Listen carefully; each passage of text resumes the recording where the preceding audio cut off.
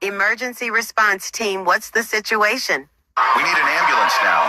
A trainer's been pulled under. This is what happens when the creature you trust most suddenly turns on you. Jessica Radcliffe was no thrill seeker. She was a marine biologist, a perfectionist, someone who believed that understanding and routine could tame even the most powerful predator. And for years, it seemed like she was right. Every day, she stepped into a tank with a 12,000-pound killer whale named Mallow. They danced, performed, trusted each other. Children laughed, cameras flashed, and behind the glass, no one questioned it. Until one day, in front of a sold-out crowd, everything changed. No warning, no misstep, just a sudden snap, a shift in the water, and then a silence so loud it swallowed the stadium whole. Why did Mallow, the orca she trained and loved, suddenly attack?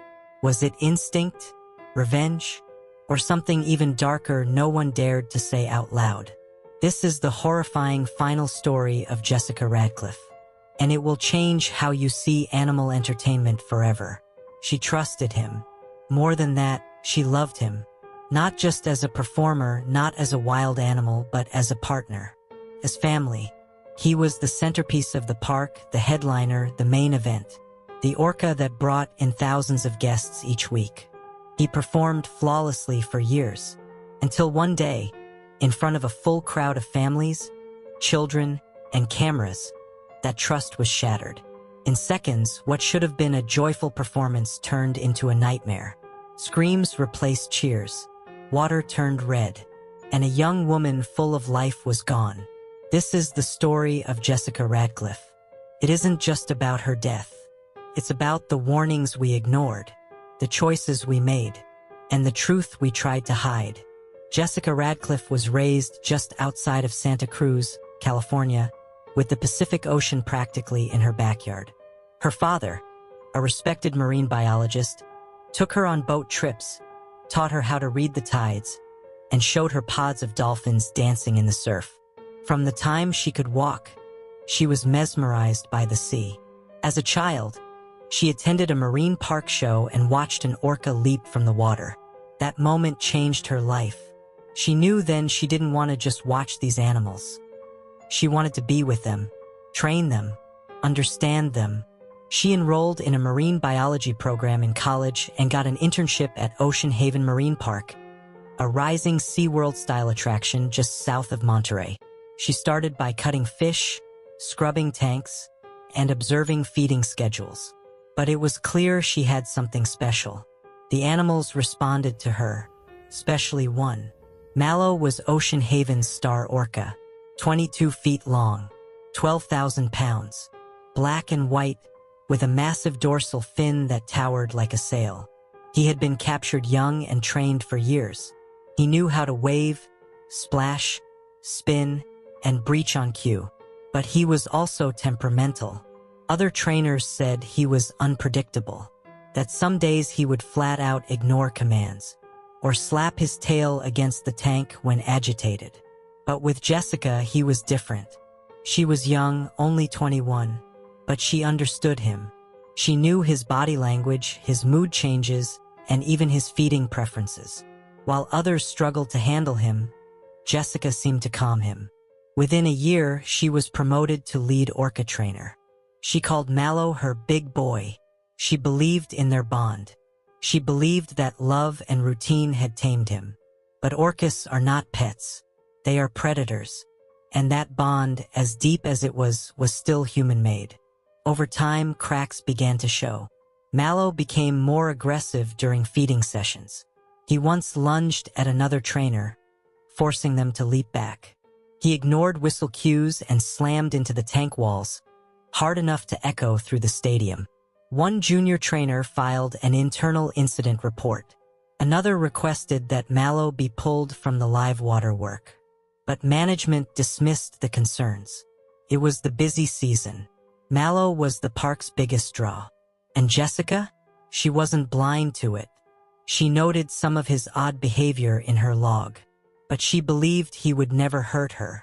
She told a coworker the week before the tragedy. "He's just moody lately, but we're okay. He knows me, but wild instincts don't vanish. They wait, and sometimes they snap." July 6, 2011. A sunny afternoon in California. Ocean Haven was packed. The stadium was filled with over 2,000 guests, families, school groups, tourists. People clutched ice cream cones, cameras, and stuffed orca toys. The music played loudly as the announcer introduced Jessica and Mallow. She stepped onto the platform, smiling.